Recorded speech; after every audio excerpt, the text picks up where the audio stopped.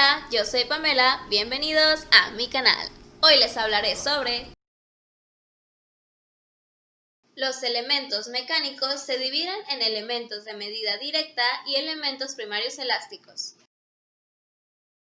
Los de medida directa miden la presión comparándola con la ejercida por un líquido con cierta densidad y altura, y son los siguientes.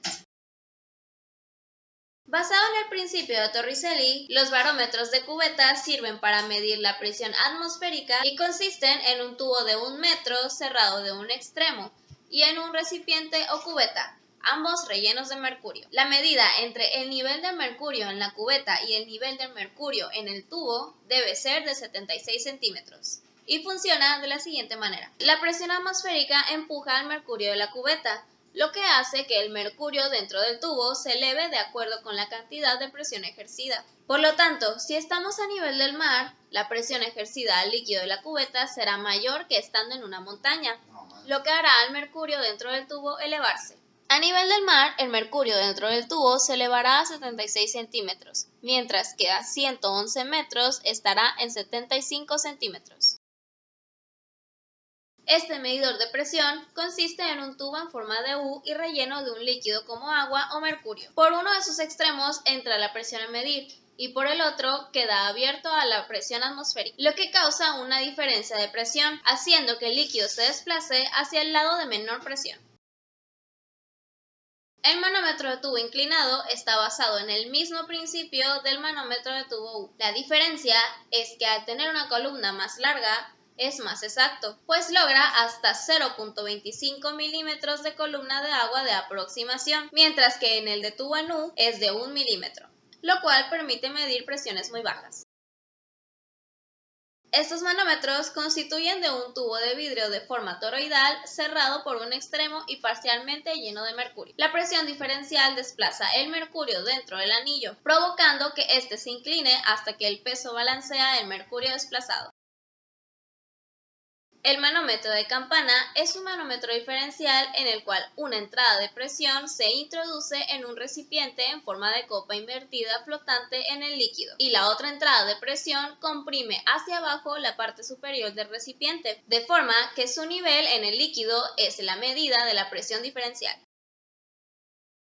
Los elementos primarios elásticos son los que se deforman con la presión interna del fluido que contienen. Los que mencionaré a continuación miden la presión relativa, es decir, que por dentro de ellos está la presión del fluido y por fuera actúa la presión atmosférica. Existen tres tipos de tubos de Bourdon, en C, en espiral y helicoidal. El tubo de Bourdon en C es una sección elíptica que forma un anillo incompleto y dentro de la cual va la presión que se quiere medir. Lo que sucede es que al tener una presión dentro, este tubo tiende a enderezarse, movimiento que se transmite a un sector dentado y un piñón que están conectados con la aguja indicadora. El tubo de Bourdon en espiral está enrollado en forma de espiral alrededor de un eje común. Al expandirse por la presión hace que la aguja indicadora se mueva mediante un mecanismo similar al tipo C. El tubo de Bourdon helicoidal está enrollado como si fuera un resorte y es esta expansión la que se transmite mediante un mecanismo a la aguja indicadora. Los tubos de Bourdon en espiral y helicoidal son ideales para los registradores porque proporcionan un desplazamiento grande del extremo libre. El diafragma se usa en procesos en los que el fluido es corrosivo o de una temperatura o viscosidad muy alta y está hecho de un material flexible que sella la entrada del medidor. La presión se mide gracias a la deformación del diafragma, que transmite la presión del fluido sin necesidad de que éste esté en contacto con el medidor y lo dañe. Si el medidor fuese, por ejemplo, un manómetro con tubo de Bourdon, este puede ser llenado de glicerina o silicona para que la presión transmitida por el diafragma pueda reflejarse y la presión pueda medirse adecuadamente.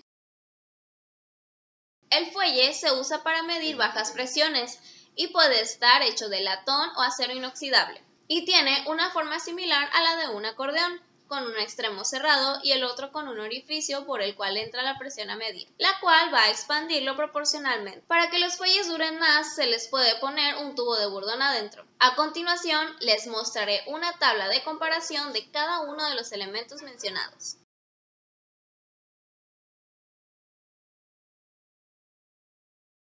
Los instrumentos de medición de presión deben estar aislados por su propia válvula de cierre, para que cuando necesiten desmontarse, el proceso no tenga que ser detenido. También debe contar con su propia válvula de alivio, para que antes de desmontar el instrumento y después de haber accionado la válvula de cierre, la presión atrapada en la toma interna se libere, además de proteger al aparato durante el proceso de presiones superiores a 25 bar. En los casos de que la temperatura del fluido es alta, como la medida de presión de vapor de agua, lo más barato a usar es la lira o cola de cerdo, pues su función es enfriar y condensar para usar el agua como fluido de sello. Y si no se condensa, solo basta usar una tubería más larga, pero no superior a 25 metros. Porque ya se necesitaría un transmisor. Los tubos capilares son tubos pequeñitos que sirven para reducir la presión de un fluido de acuerdo con su longitud y deben instalarse donde no estén expuestos a calor y protegerse mecánicamente en bandejas. En el proyecto se debe saber si hay vibraciones y se deben preparar los instrumentos de presión acorde a eso. Por ejemplo, manómetros con amortiguadores o manómetros diseñados para soportarlas. Y bueno,